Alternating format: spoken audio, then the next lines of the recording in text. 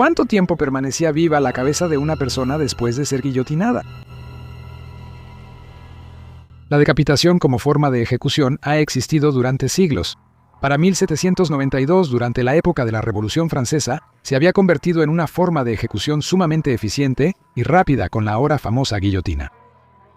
El rey Luis XVI fue quien firmó la ley que convirtió a la guillotina en el método oficial de ejecución. La guillotina era una estructura alta de madera que se usó por primera vez en la Francia revolucionaria para decapitar a alguien usando una pesada cuchilla inclinada que caía repentinamente por un conjunto de ranuras verticales. Normalmente, cortaba la cabeza de la persona condenada de un solo golpe limpio, y la cabeza decapitada caía sin ceremonias en una canasta debajo. El doctor Joseph Ignace Guillotin, de quien tomó su nombre, afirmaba que la guillotina hacía la ejecución lo menos dolorosa posible. Sin embargo, más adelante, el dispositivo también fue conocido como Madame la Guillotine, la Dame, la Dama, la Veuve, la Viuda, Le Raisin National, la Pasa Nacional y Louis VII.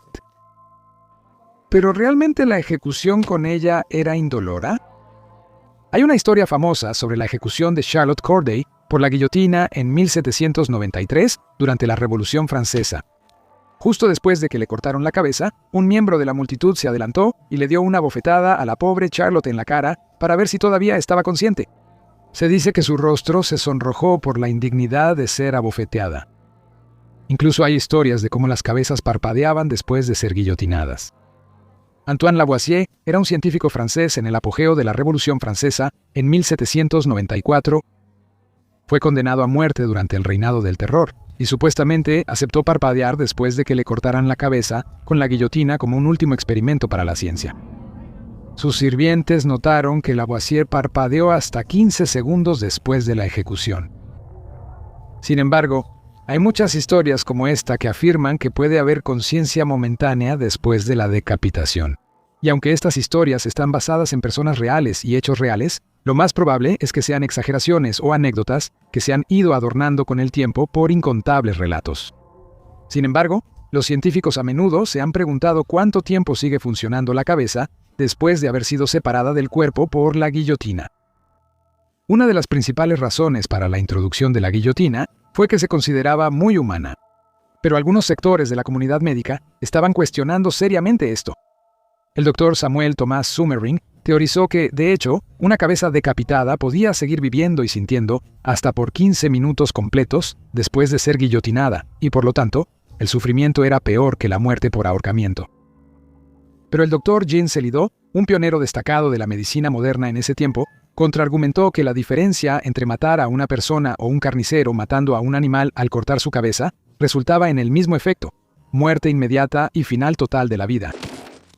Otros, como Pierre-Jean-Georges Cabanis, argumentaron que las víctimas no sufrían una vez guillotinadas porque la nuca es donde se puede causar la muerte instantáneamente en personas y animales.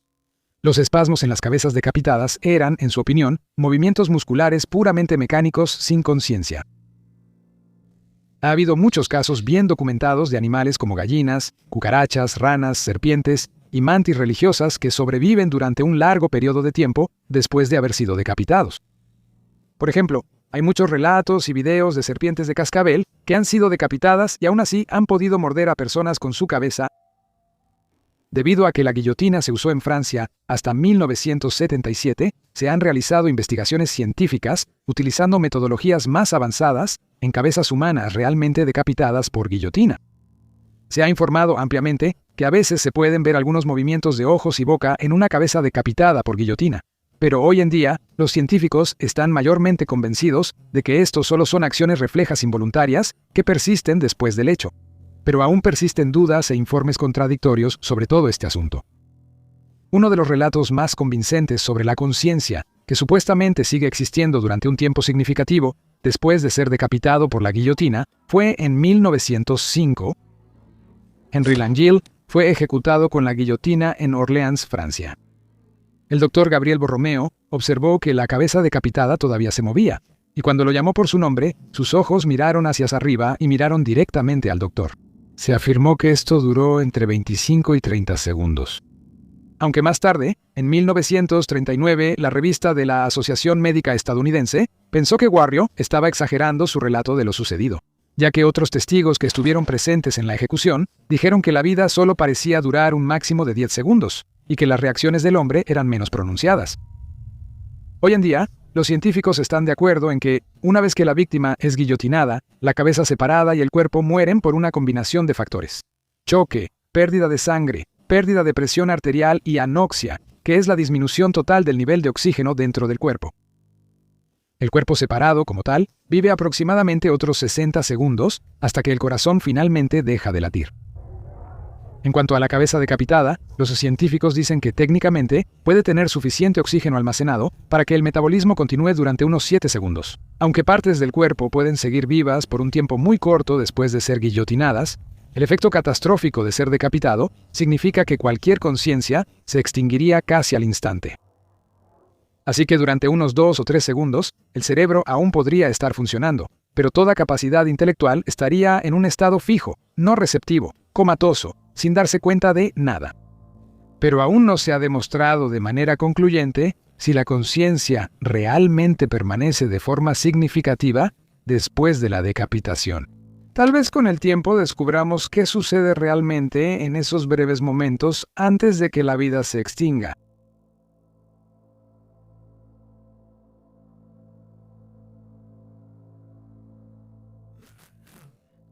Hola, fans de Simple History. No olvides suscribirte y hacer clic en la campanita de notificaciones para más videos de historia. Guillotine. Métodos de ejecución espantosos en la historia.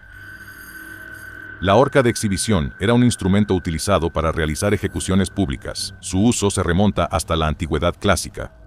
La exposición en cadenas, también conocida como colgar en cadenas, es el método de dejar un cuerpo colgado después de la ejecución, ya sea desde la horca o incluso después de que la víctima fuera arrastrada y descuartizada. Sin embargo, a veces la víctima era colocada en la horca de exhibición con vida y se le dejaba morir ahí. La exposición en cadenas se puede ver desde muy temprano en la historia, ya que se menciona en el Antiguo Testamento de la Biblia. La construcción y el estilo de la horca de exhibición variaban dependiendo de la región y la época, y usualmente eran hechas por un herrero y resultaban bastante costosas. La horca de exhibición en sí era un tipo de horca con un brazo que sobresalía de la parte superior, el cual se usaba para colgar los cuerpos de los criminales, ya fuera después de una ejecución o como forma de ejecución. Sin embargo, lo que hacía que la exposición en cadenas fuera tan diferente de otras formas de ahorcamiento era que el criminal era colgado usando cadenas y luego dejado ahí hasta que su cuerpo se descompusiera por completo. El cuerpo a menudo se dejaba colgado hasta que la ropa de la víctima se pudriera y se cayera de su cuerpo. Se hacía una jaula de hierro y a menudo se conectaba al brazo de madera para que el cuerpo se conservara el mayor tiempo posible. Esto era para extender la humillación de las víctimas mientras el público observaba la descomposición y putrefacción de sus cuerpos. Además, las horcas de exhibición solían estar ubicadas junto a las principales carreteras y en otros lugares prominentes. Los criminales eran dejados colgando en postes de unos 6 a 9 metros de altura para que pudieran ser vistos desde lejos. A veces permanecían allí durante décadas. La exposición en la horca se usaba principalmente para traidores, asesinos, salteadores de caminos, piratas y ladrones de ovejas, y solo se aplicaba a criminales masculinos. Se pretendía que sirviera como un elemento disuasorio para que otros no cometieran delitos similares. Un ejemplo famoso de exposición en la horca fue cuando John Hutchins fue condenado y sentenciado a muerte por el asesinato del señor John Sparks en 1684. Hutchins era un abogado destacado en el Londres de la época moderna, mientras que Sparks solo era un barquero o un trabajador del río. Según el relato de su ejecución, Hutchins cayó en la lujuria y el libertinaje, familiarizándose con la compañía de prostitutas y tabernas. El asesinato de John Sparks ocurrió una noche en la que había estado en la taberna durante muchas horas y salió para encontrar a varios barqueros molestando a las prostitutas locales. Hutchins y Sparks se enfrascaron en una disputa, y Hutchins, después de desenvainar su espada, lo apuñaló en el torso en un violento arranque de furia estando borracho. Hutchins y Sparks tuvieron una disputa, y Hutchins, después de desenvainar su espada, lo apuñaló en el torso en un violento y ebrio ataque de ira. John Hutchins fue condenado por asesinato y, como no quiso confesar su crimen, fue sentenciado a la vergonzosa pena de quedar expuesto en la horca. El 17 de diciembre de 1684, John Hutchins fue ahorcado hasta morir y dejado expuesto en la horca por menos de una hora, hasta que su cuerpo fue bajado y luego enterrado en tierra no consagrada debido a su pecaminosidad. A veces, los piratas eran ejecutados colgándolos en una horca erigida cerca del mar o de un río. Sus cuerpos quedaban colgando hasta que las mareas los sumergían 3 veces. En Londres, el muelle de ejecución se encuentra en la orilla norte del río Támesis, en Wapping. Después de ser sumergidos por la marea, los cuerpos de criminales particularmente notorios podían ser cubiertos con alquitrán y exhibidos en jaulas para exposición pública un poco más río abajo, ya sea en Cuckold's Point, que ahora es la ubicación de Paget's Crescent, o en Blackwall Point, ubicado en la punta de la península de Greenwich. Tal destino le ocurrió al capitán William Kidd en mayo de 1701, cuyo cadáver fue dejado expuesto durante 3 años como advertencia para otros piratas sobre las posibles consecuencias de sus acciones. Aunque la exposición en el gibete era un método poco frecuente de ejecución pública antes del siglo XVIII, fue en 1752 cuando se aprobó en Gran Bretaña la Ley contra el Asesinato, también conocida como la Ley para prevenir mejor el horrendo crimen de asesinato, lo que hizo que la práctica se volviera más popular. En particular, la Ley contra el Asesinato hizo que los castigos póstumos, como la exposición en el gibete, se volvieran habituales, ya que se consideraban una forma de represalia colectiva y venganza contra los asesinos. Así que, en lugar de ser enterrados, los asesinos debían ser disecados o dejados colgando en cadenas. La ley contra el asesinato fue aprobada en 1752 debido a las acciones de la banda de Hawkhurst. La banda de Hawkhurst era un grupo de contrabandistas que, durante la década de 1740, cometieron crímenes violentos frecuentes en todo el sureste de Inglaterra. Los crímenes incluían el contrabando de té y alcohol, robos y asesinatos brutales. Uno de los crímenes más notorios de la banda de Hawkhurst fue el asesinato de Richard Hawkins, un jornalero agrícola y alguien a quien sospechaban de haberles robado su té. Hawkins fue torturado, golpeado, pateado y azotado hasta la muerte. Luego, su cuerpo fue lastrado con piedras y sumergido en un lago local, donde permaneció sin ser descubierto durante 9 meses. Cuando los miembros de la banda de Hawkhurst finalmente fueron capturados, 75 de ellos fueron encarcelados o ahorcados por sus crímenes, y 14 de ellos fueron expuestos en el gibete debido a la gravedad de sus delitos. El último uso del gibete en el Reino Unido ocurrió en 1832, casi 100 años después de que se aprobara la ley contra el asesinato, cuando se construyeron los 2 últimos gibetes para William Jobling en Jarrow y poco después para James Cook en Leicester. Fue prohibido en el Reino Unido en 1834 debido a la barbarie del acto. Quedan 16 gibetes en Inglaterra. Una de ellas todavía conserva el cráneo de su desafortunado ocupante.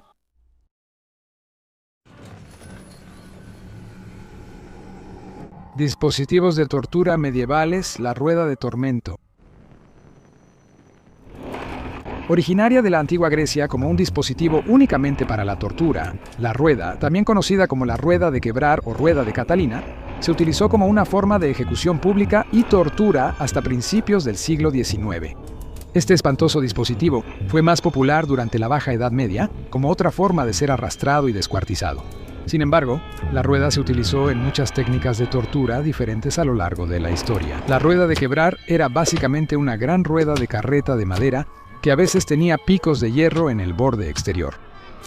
Había muchas variaciones de tortura con la rueda, pero la más popular durante la Edad Media y el periodo moderno temprano fue la descrita en el año 1518. La tortura de la rueda consiste en esto. Bajo los brazos del condenado se colocan maderos en el suelo y el verdugo le rompe los brazos con una rueda de madera, luego le rompe ambas piernas y después con la misma rueda le rompe la espalda. Así, roto y destrozado, el hombre es levantado sobre la rueda y colocado encima de una gran viga erguida en el suelo. Allí, el desgraciado es dejado respirando con dificultad. Las víctimas de la rueda eran dejadas así para morir, usualmente horas después. Sin embargo, hay un caso registrado de un hombre que sobrevivió a la tortura de la rueda durante 9 días antes de morir en agonía. Las multitudes se reunían para presenciar esta humillante ejecución pública como una forma de entretenimiento. Mientras más tiempo sobrevivía la víctima, mejor era a los ojos de la multitud. A veces, a la víctima se le ponía fin a su sufrimiento y le cortaban la garganta.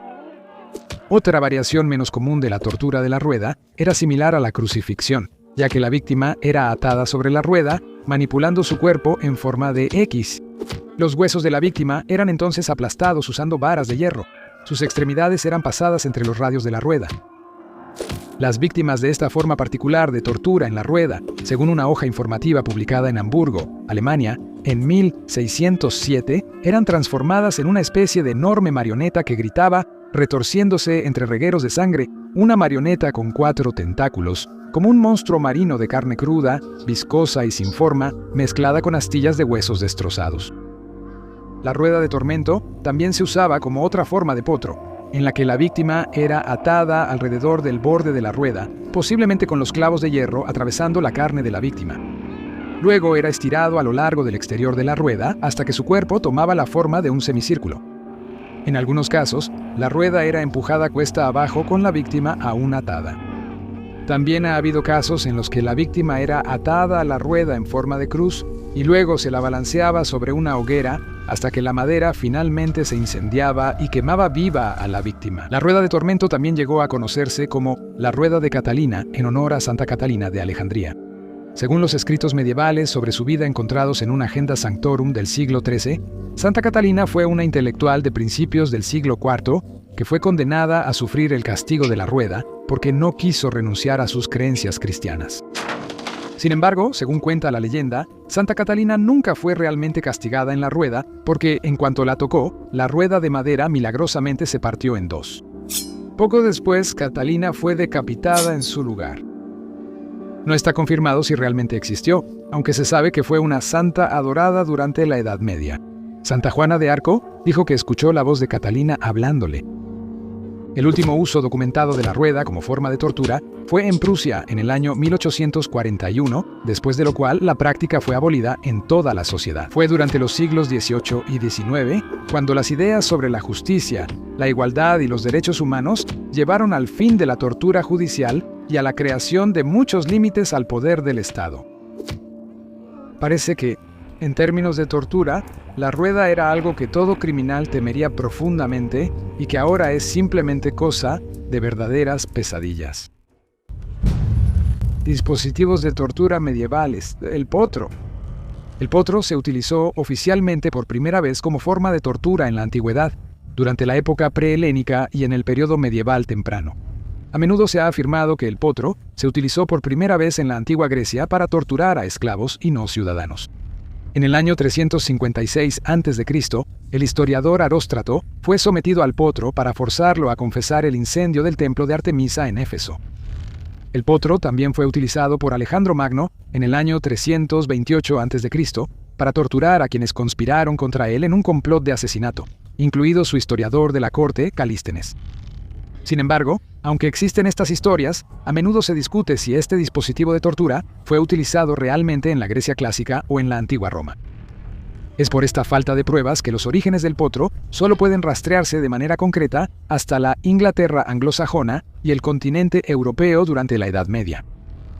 El potro en sí era un gran marco de madera, ya sea elevado del suelo y colocado horizontalmente o apoyado casi en un ángulo de 90 grados. Estos rodillos estaban conectados a palancas o ruedas que, al ser accionadas, estiraban las extremidades de la víctima hasta que ya no podían soportarlo más o hasta que sus extremidades se dislocaban del resto de su cuerpo. Un aspecto muy espeluznante, cuando eran estirados más allá de su límite, eran los fuertes ruidos de estallido causados por el cartílago, los ligamentos o los huesos al romperse. En diferentes países, se hicieron modificaciones a el potro para aumentar el daño a las víctimas. En particular, Francia añadió púas a las tablas sobre las que se apoyaba a la víctima, haciendo que se les clavaran en la espalda mientras eran estirados. Mientras las víctimas estaban confinadas en el potro, también eran sometidas a otras formas de tortura, como quemaduras o la extracción forzada de las uñas de los dedos de las manos y los pies.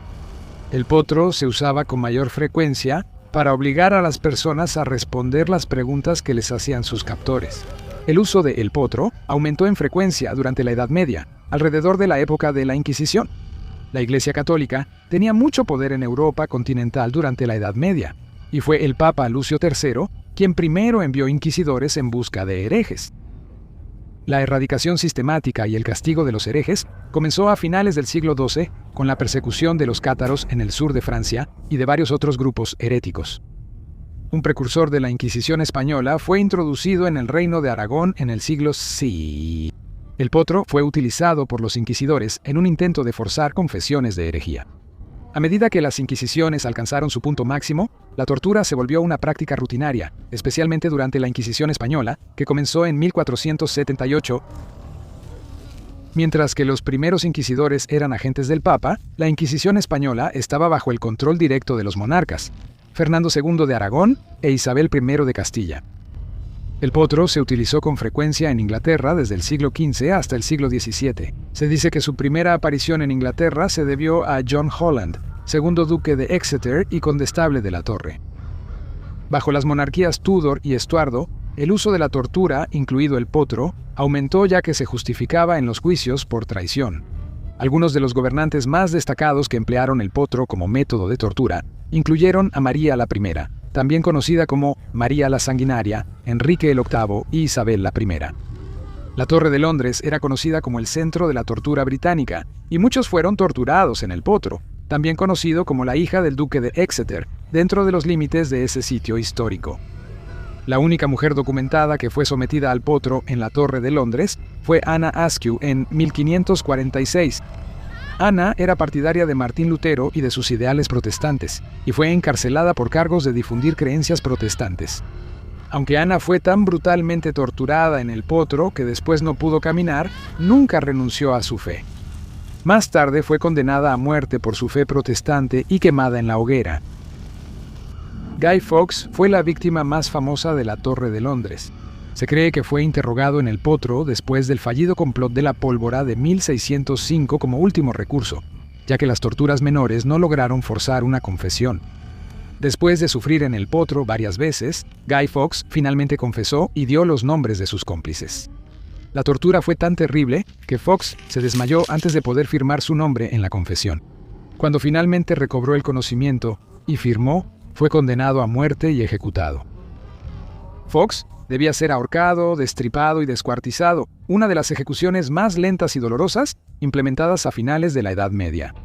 Sin embargo, cuando lo llevaron a la horca, pudo saltar desde la plataforma con suficiente fuerza para romperse el cuello y terminar con su sufrimiento. Sin embargo, eso no impidió que sus verdugos descuartizaran y desmembraran brutalmente su cadáver ya sin vida. Una forma del potro se mantuvo en uso en Rusia hasta el siglo XVIII. En diferentes países, el potro fue reemplazado gradualmente por una serie de formas de castigo menos bárbaras y crueles para delitos graves y menores.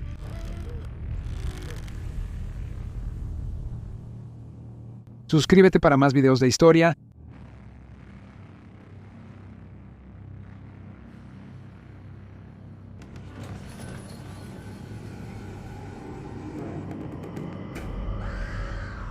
Dispositivo de tortura medieval, prensa pulgares.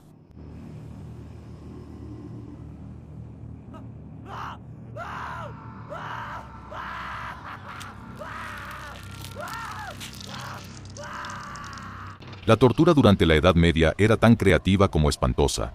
Sin embargo, el uso popular de la tortura en los juicios medievales no se consolidó hasta las reformas legales sin precedentes de los siglos XII y XIII.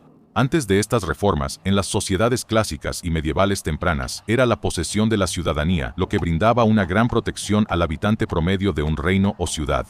Solo en circunstancias muy raras, como sospechas de alta traición o conocimiento de que probablemente eran culpables de un delito grave, se despojaba a los ciudadanos de su inmunidad contra la tortura y se les sometía a sus instrumentos. Los esclavos, prisioneros de guerra o visitantes extranjeros, por otro lado, no gozaban del lujo de la protección que otorgaba la ciudadanía. Las reformas legales que señalaron una escalada en la tortura se implementaron por primera vez en la ley civil italiana tras un estudio profundo y la aplicación moderna de las doctrinas legales de la época romana. La readopción revisada de la ley romana en Italia creció rápidamente en popularidad, extendiendo sus raíces por toda la Europa continental de la Edad Media para implementar un código legal medieval casi universal. Sin embargo, la consecuencia de su popularidad fue la inusualmente alta exigencia de pruebas en los procedimientos legales según la ley romana. Para que un acusado fuera declarado culpable, los jueces o magistrados medievales estaban obligados a obtener una confesión completa o el testimonio de 2 testigos presenciales confiables. Como resultado, a menudo podía ocurrir que, aunque muchas pruebas circunstanciales sugirieran culpabilidad, un acusado pudiera quedar en libertad si los fiscales no lograban presentar testigos presenciales adecuados. Por lo tanto, a partir del siglo XII, el uso de la tortura comenzó a experimentar un crecimiento exponencial en la persecución de criminales, incluso antes de que fuera declarada legal oficialmente. Cuando a un juez le parecía probable la culpabilidad, a menudo se autorizaba la tortura como medio para obtener una confesión. El historial de una persona también se tomaba en cuenta para la decisión de autorizar la tortura, ya que algunos reincidentes sin duda eran conocidos por las autoridades locales. Uno de los dispositivos de tortura medievales más notorios era el tornillo para pulgares, también conocido como thumbkins. Los tornillos para pulgares consistían en 3 barras metálicas, una o más con rosca, colocadas verticalmente sobre un dispositivo similar a una prensa. A lo largo de estas varillas, se colocaba una placa o losa de metal o madera de manera horizontal, con la capacidad de deslizarse hacia arriba y hacia abajo por las varillas. Los dedos de la víctima se colocaban entre la placa y la base del dispositivo. Luego, la placa se bajaba sobre los dedos de la víctima. Los tornillos, como se les conocía, que a menudo consistían en diseños básicos de tuercas de mariposa, se giraban a lo largo de las roscas hasta que la placa de madera o metal aplastaba los huesos de los dedos de la víctima, generalmente ambos pulgares. Si el verdugo era especialmente cruel, se añadían púas adicionales a los tornillos para pulgares, de modo que mientras los dedos de la víctima eran aplastados, las púas o clavos atravesaban sus uñas y piel. El trauma intenso que se ejercía sobre los dedos también provocaba que los brazos de la víctima se hincharan dolorosamente.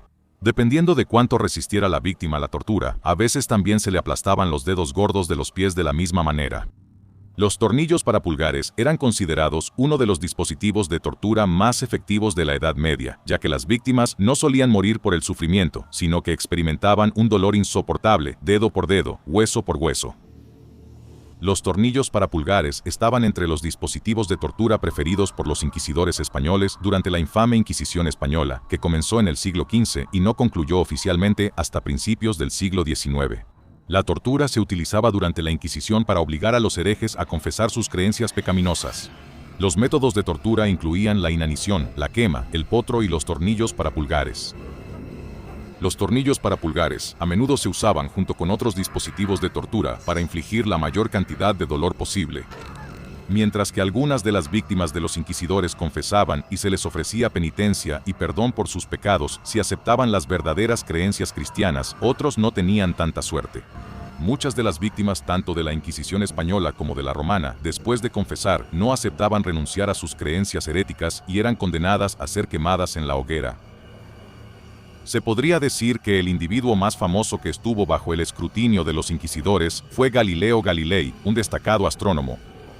Galileo fue interrogado durante la Inquisición romana en 1633 y cuando fue amenazado con tortura, posiblemente con el popular aparato de tornillos para pulgares, admitió su herejía de apoyar el heliocentrismo, la teoría copernicana de que la Tierra giraba alrededor del Sol. Aunque Galileo no fue sometido a tortura, fue puesto bajo arresto domiciliario por el resto de su vida.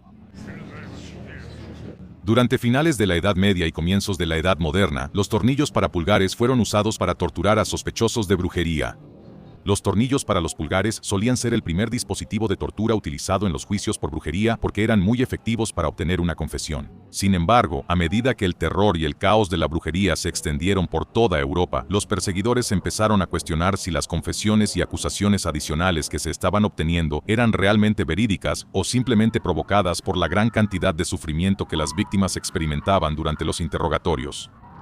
En la Escocia de finales de la Edad Media y principios de la Edad Moderna, la tortura solo podía usarse si era permitida por una orden legal emitida por el Consejo Privado. Estas órdenes también legalizaron una oleada de feroces cazas de brujas que se apoderaron de Escocia a finales del siglo XVI. El uso de los tornillos para los pulgares se hizo tan famoso en Escocia que Sir Walter Scott, el destacado autor de Ivanhoe, incluso poseía un par. El uso de la tortura, como los tornillos para los pulgares, en los juicios por brujería fue menos común en Inglaterra y Alemania en épocas posteriores, entre otros territorios, debido al escepticismo sobre la autenticidad de sus confesiones. Los tornillos para los pulgares continuaron utilizándose hasta el siglo XVIII, habiéndose aplicado como medio de castigo en los barcos de esclavos por levantamientos, así como castigo para los soldados en el ejército ruso que se negaban a obedecer órdenes.